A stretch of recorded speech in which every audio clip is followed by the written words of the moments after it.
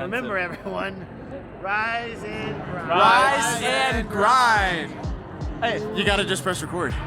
You gotta just press record. The A7C Mark II is the best hybrid camera that you can buy right now. This camera is lighter, it's smaller, it's better, and it's cheaper than the Sony A7 IV. Now, I actually got to play with the A7C Mark II for a little bit when I was out in Utah when Sony brought a lot of us creators out when they announced these cameras, and Sony really didn't hold back. They decided to put all of their new stuff inside of this camera. But I want to deep dive into the similarities and the differences between these two cameras, so ultimately you can decide what camera is going to be best for you and for your needs. Let's start with the similarities. And first of all, we have the same exact sensor in both of these cameras. That means when it comes to photos and videos, you're going to get the same look out of both cameras. For video, they both can shoot up to 4K at 60 frames per second, but they both have a 1.5 times crop when you're in that mode. And for slow motion, they can both shoot 120 frames per second in 1080 HD.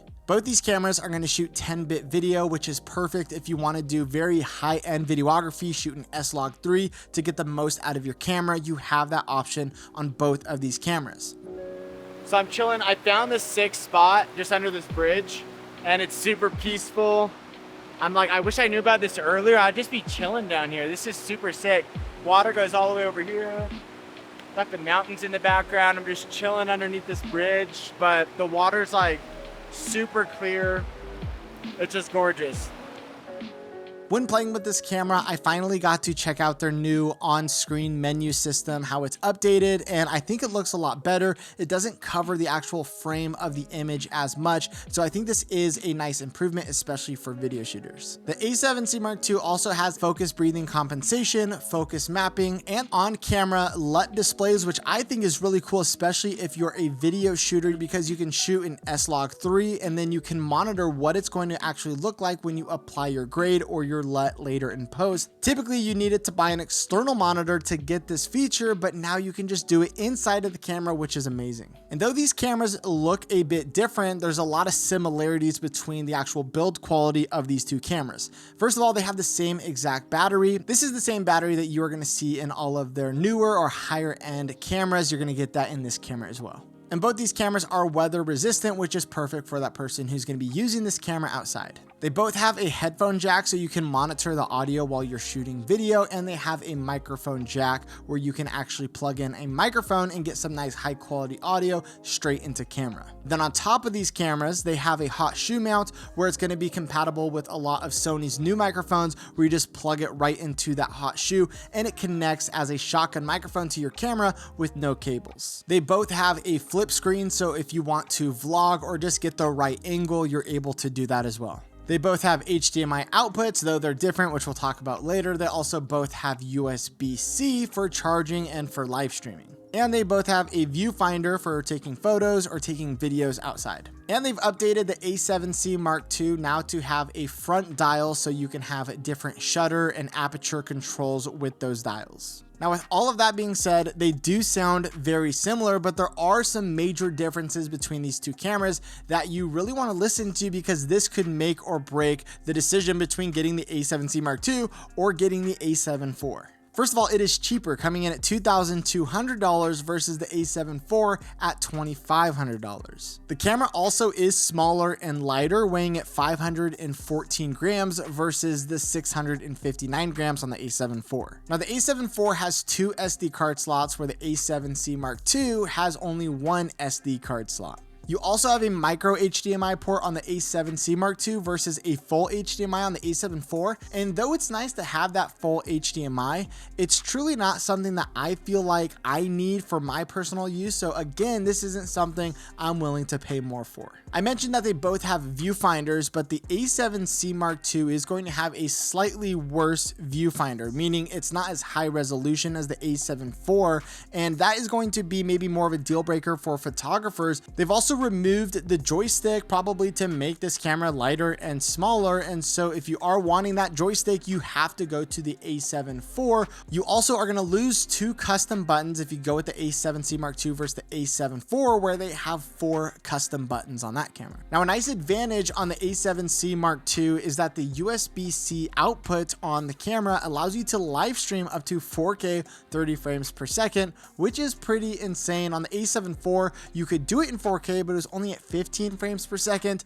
which is not usable for live streaming. So you had to resort to 1080, 30 frames per second, or 60 frames per second. So that is an improvement if you are planning to live stream in 4K on the A7C Mark II. This camera also has the brand new AI chip for autofocus inside of it. So you are going to get the best autofocus possible out of this camera. And in this new camera, when you use the clear image zoom, you still have all of your autofocus features. You're gonna have no issues with eye tracking or touch tracking. It's just gonna work flawlessly and how it should work. Now, though the autofocus is better on the A7C Mark II, this is not a complete deal breaker. The truth is, Sony just has the best autofocus on the market, especially for video. And so if you are planning on buying an older Sony camera that doesn't have the brand new AI autofocus features, it's okay. You're still gonna have amazing autofocus, and it's gonna be better than any of the other cameras you're gonna buy out there. They've also slightly improved the IBIS, or the in-body image stabilization, on the A7C Mark II.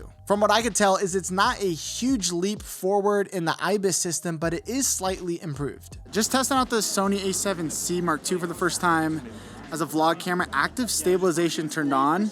I just kind of want to do some test shots walking with this camera. So this is with active stabilization turned on. I'm kind of just holding it out right in front of me on a 17mm lens. And so wide angle lens, active stabilization turned on. This is much more wide angle. So the active stabilization does crop in, but this is gonna give you a wider shot and still be pretty smooth. It's not crazy shaky, but I think active stabilization might be the way to go. Now, when it comes to overheating, I only use this camera for a couple days, so take this with a grain of salt. Now, the longest I recorded, it was in 4K 10-bit, and I think I recorded a podcast that was like 45 or 55 minutes long, and no overheating signals, nothing like that. I was still able to go and shoot video directly after that. Now, on the A7 IV, it kind of feels the same way. I'm really never able to overheat this camera unless I'm live streaming with it. And then in that case, sometimes it does overheat on me if my room is hot and if it's going for a long time. And from what I've heard, it's basically the same exact situation on the A7C Mark II as well. So if you're just getting this camera for live streaming and doing super long video recordings, maybe look at something with a built-in fan like the FX3 or FX30. But for the most case, these cameras are not gonna overheat on you, and for probably 99% of us who are doing YouTube videos and content creation, we're gonna be absolutely just fine. Sun is setting out here at Kando in the mountains. Such a cool event, and just had dinner, heading back to the place, getting some vlog test footage. I love this camera, honestly. I feel like I'd probably buy this camera over the A7 IV, to be honest. Super cool camera. And yeah, it's sick. Just amazing views out here.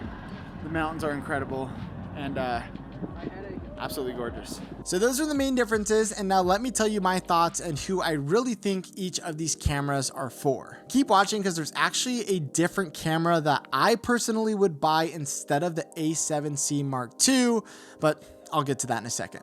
Now, if you just ask me, what would I spend my money on? I would definitely buy the A7C Mark II over the A7 IV.